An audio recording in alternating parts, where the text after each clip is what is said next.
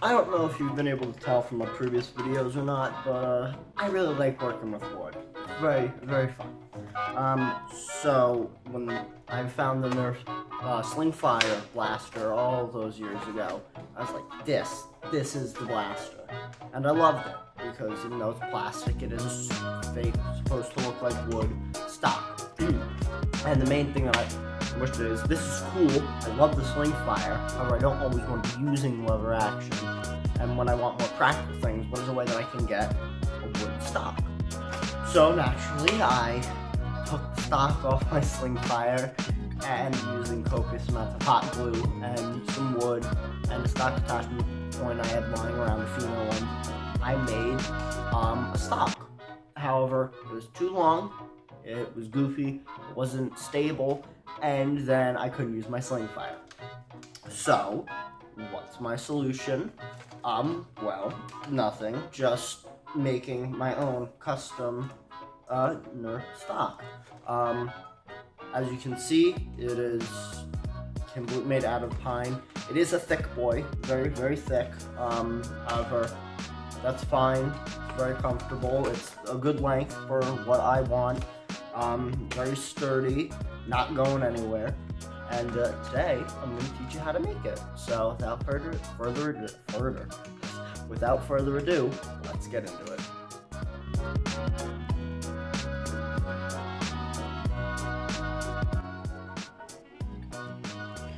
Alright guys, so we're just starting off with a giant block of wood. Dimensions aren't really important, you just want to make sure that it's big enough that it can fit the female attachment point on it. And right now I'm starting with a stock that is a comfortable length for me. And here I'm comparing it to the Sling Fire stock, so I can just get the general shape down for what I want and see how much play I have.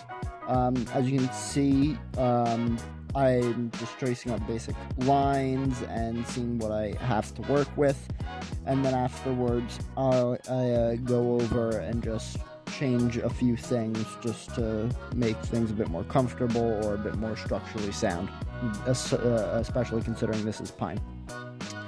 And then just once again checking to see how much I have left to work with. Also, sorry about the artifact that you keep seeing. The name of the person I borrowed the stock from is on it, and I'd prefer to keep them anonymous. So then here is the female attachment point and the piece from the previous stock that I had made using the Sling Fire one, and I'm using that to see how much of the stock has to be taken up for the attachment point, especially considering the Alpha Trooper has one of the extended stock attachment points. I have to make sure that I'm not going to touch any of that area, so that way I have enough room for that to be securely snug.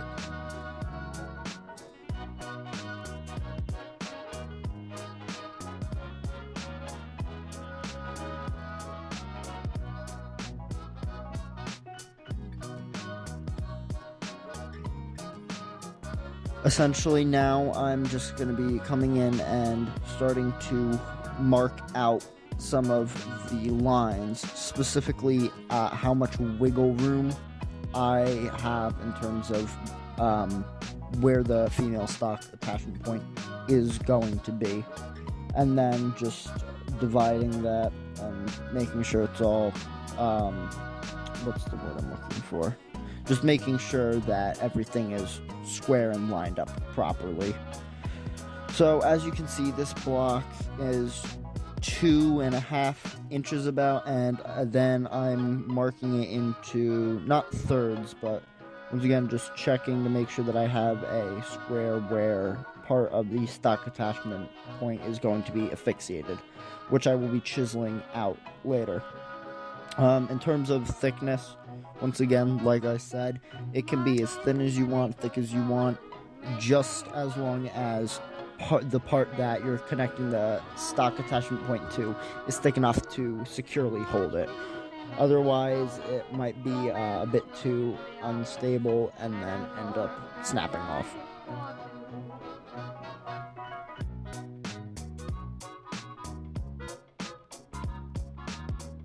So then here, I'm just making sure that I am lining up the stock attachment point. As you can see, I'm tracing out that circle, which is where I'm going to have to drill out for the nail attachment point of the blaster fit. And it's roughly centered, doesn't need to be perfect. I'll be fixing that up later in the sanding. So then here, after I've drilled it out with a 1-inch spade bit to the appropriate length, I need to sand it at the inside with a Dremel, especially concerning the 1-inch bit is just a bit too small for the male attachment point of the blaster, so you really need to just hollow that out a little bit more until it can securely stay on, yet you can take it off and put it on with relative ease. Biggest thing with this is I'd recommend wearing always goggles, safety goggles, and especially a mask. Dremel tools are known for throwing a lot of dust, especially with the sanding bit, and even with the mask, some was entering, and I was coughing and having to blow my nose to get the sawdust out of my nostrils. So really crucial there. You know, it's just a little bit more inconvenience, but you're not getting bad stuff into your lungs. So once again, just cleaning up that circle every once in a while, comparing it to the stock attachment point of the blaster until it can comfortably fit on. You don't want to rush this process. It doesn't need to be perfect, but you also don't want to take off too much that there's going to be a lot of wiggle.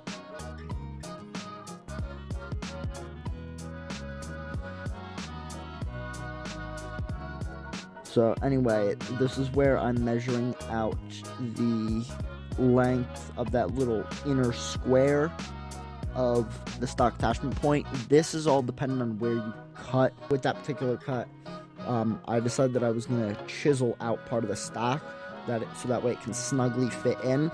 And the main reason I did that is because I didn't want it to shift around while I was putting in the nails that keep it in. I just wanted it to have a snug spot.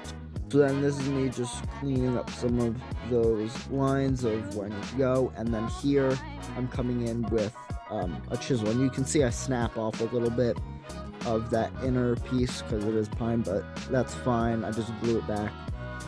So after a little bit of chiseling and just spending some time to make sure stuff is snug, I get it to a point where it fits snugly in and it's very flush.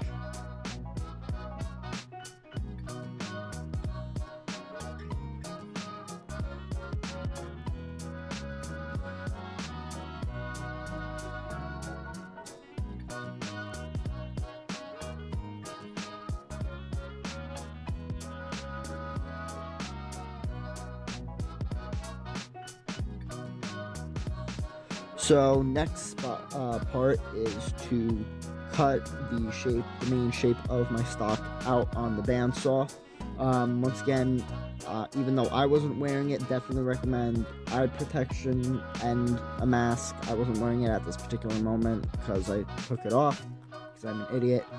But the key thing here is just take your time and just go slow. Make sure you're following your lines. And with sharp bends, don't bog down your bandsaw. I've seen people snap blades that way. Just go back, cut a little bit more away, and then come at it from a different angle. You don't need to have the shape perfect is the critical thing here. You just want to get the rough shape out. You'll fix that all in sanding. Once again, you want to go slow, especially with such a large block of wood that I have here. And as you can see, it looks pretty good. So then the next part, like I said, is cleaning it up. In this case, I used a rotary sander, and this is at twice the speed right now. But even then, you can see I'm just going slow. I really wanted to smooth this thing out and also take away a decent amount of material from those lines that I had drawn. and make sure that everything was clean and flush just the way I wanted it. The important thing to point out here is that I did the bulk of the cutting it down to the thickness that I wanted on the bandsaw. This is just for cleaning up some of that and getting right down to that line that I had drawn. You really don't want to do bulk material removal on a sander. It's just going to be way too time consuming. You'll go through a lot of sanding belts. You can burn your wood sometimes if you apply too much pressure and stuff. So once again, just make sure that you're using cleanup. If you don't have tools like these, you can accomplish the same thing with a handsaw and sandpaper. It's just going to take a lot more time. Luckily, I have these tools here. But the main thing is just to not get impatient with these sort of things. There's been so many projects I've done in the past where I just really wanted the thing to be done as soon as possible. So I cut corners, I rushed things, I didn't take proper time and care, and then it ended up being, the final products ended up being worse.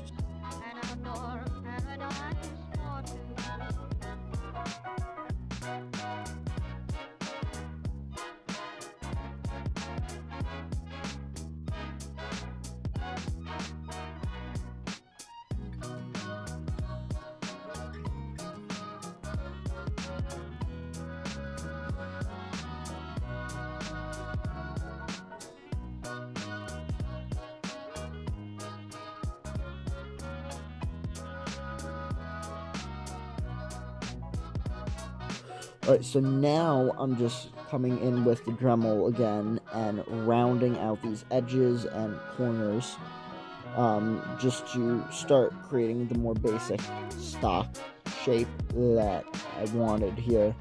As you can imagine, sharp edges and stuff isn't very comfortable for a stock, so I'm just rounding those basic things out. Dremels are really good for doing a lot of detail work or wanting to just remove,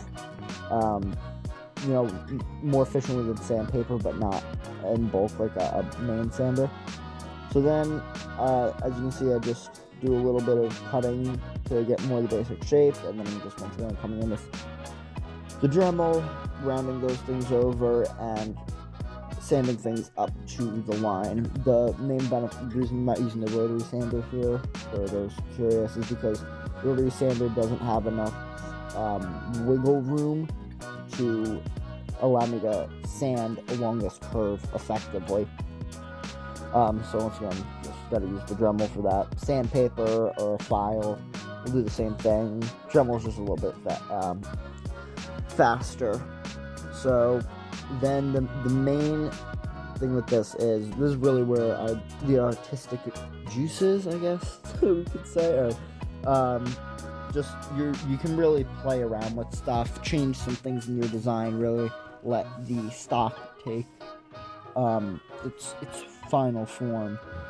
So after a lot of sanding, a lot of rounding stuff out, we're coming in with stains. I combined 2 stains for this.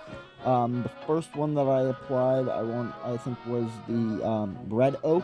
I want to say red oak 215. And just applying it, not thickly, but just more of enough to get a whole lot of coverage. Pine being a softwood, it just soaks up stain. So you really don't need to have large amounts of it. You just want to make sure that you get good coverage.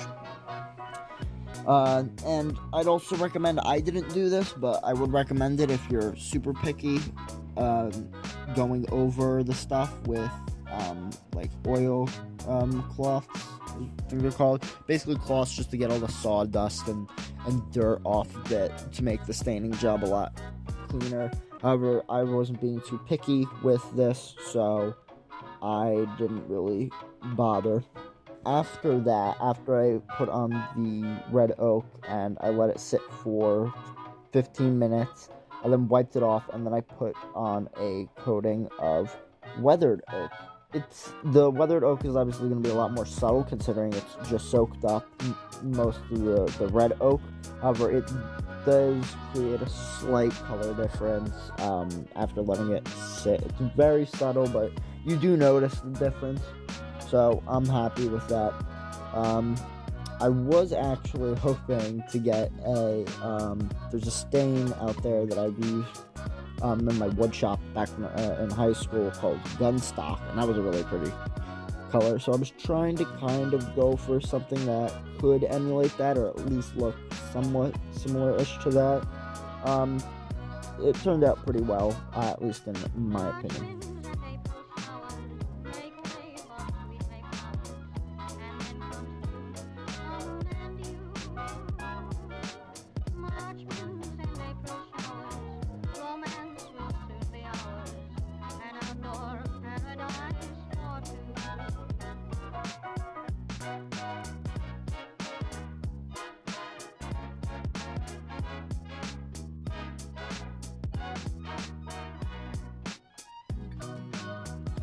Now we are down to fixing the female stock attachment point onto the stock, and for that we have nails. As you can see, I have drilled holes in the corner triangles of those points and stuck the nails through. The reason not using screws is one, getting a drill in there is hard, and even though I have the right attachments, I didn't have access to them at that time, and then two, I was scared that they would rip through the wood and stuff like that. So the other crucial thing, I should say, is I also drilled the holes in the stock as well. Pine is known for splitting, especially when it's very thin, so pre-drilling those holes was very crucial. I didn't drill them to the size of the nail, just a little bit under, that way it's still holding, but enough so that it wasn't splitting. And then I'm just hammering them in until it stays on, nice and snug, coming in with the claw hammer. Sorry it's off frame, I was focusing on just getting it done. I need to get better with that. But, you know, first videos on the channel and all that, not going to be the best in terms of camera quality or video quality or narrating quality. So still got a lot to learn in terms of all that, but I'm having fun with it, picking up a few new things here and there, and I'm having fun with it, I'd say it's the most important point. Anyway,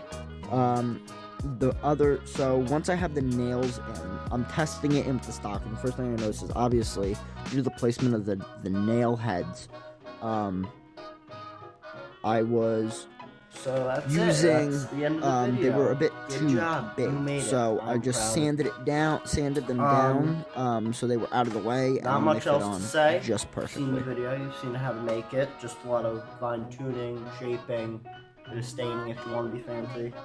But overall, it's a very good thing. Prying eyes might have noticed the new front attachment piece that I have on this. I will have a video coming in on this in a few weeks, not next week, because next week I will surprise getting out of the making stuff for a hot second and just going into some more typical content, I guess you could say. I really have nothing else to say, so just keep your eye out for my next video next week. See you then.